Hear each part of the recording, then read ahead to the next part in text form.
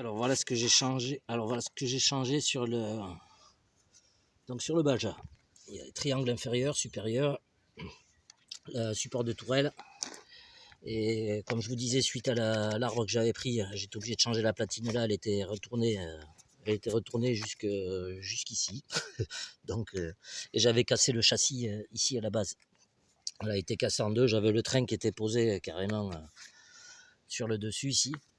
À l'arrière, j'ai fait pareil, j'ai les supports de tourelles qui sont en alu, triangle inférieur, supérieur.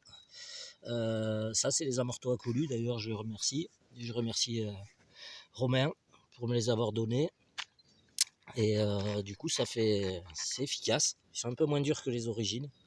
C'est pas plus mal. Et voilà, après, qu'est-ce que j'ai fait? Donc, comme je disais tout à l'heure, j'ai changé l'embrayage, j'ai mis un 8000 RPM. Ça a l'air de partir beaucoup mieux quand même. Et voilà, après, c'est un petit bestiau. Je l'ai pesé, là, il fait 16 kg 327. Donc, il est quand même relativement lourd.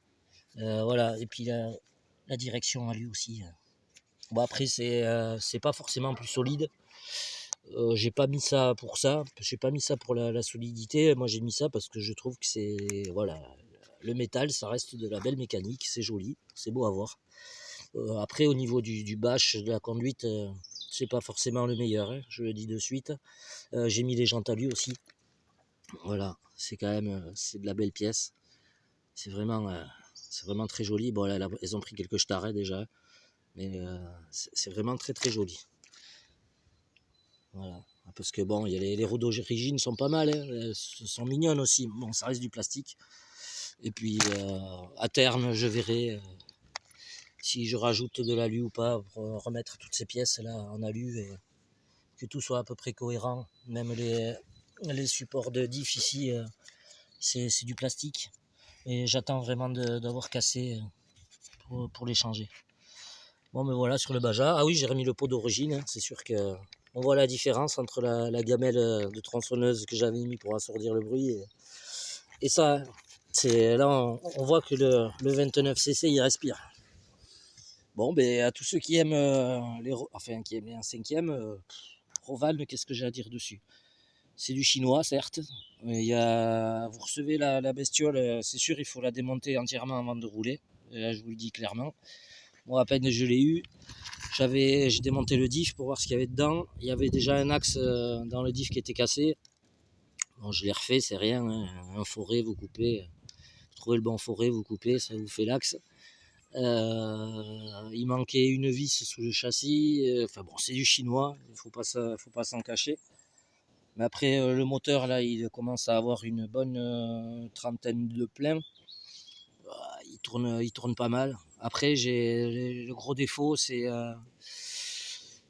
le renvoi de direction en plastique. Vous avez beau le serrer, il braque pas les roues, il faut le changer de suite. Ça le cerveau, c'est le 45 kg qu'il y a dessus, je trouve qu'il est un peu léger. Il fonctionne, mais il est un peu léger, ça braque pas des masses. Il faut mettre de l'ouverture ici au taquet pour pouvoir braquer. Donc changer le cerveau d'accélération, moi je l'ai changé pour que ce soit plus réactif, mais bon, il n'y en a pas vraiment la nécessité. Ça c'était juste parce que je l'avais et que c'était pour me faire plaisir. Et voilà, après l'embrayage de base il est correct, il est plus que correct. Après c'est sûr que le 8000 RPM, on voit les roues elles prennent, ça prend de suite. Voilà. Et surtout, ouais, mettez de la graisse, de la bonne graisse dans vos diffs. Bon, après, moi, j'ai mis de la graisse de transmission automobile dedans. Je sais pas ce que ça vaut par rapport aux autres graisses. C'est à voir à l'utilité, quoi. À l'utilisation sur une heure de session. Déjà une bonne demi-heure de session, voir si elle chauffe, si elle devient trop fluide ou pas. Bon, mais sur ce, je vous laisse là-dessus. Et puis, ça m'a fait plaisir de pouvoir faire un peu de bruit.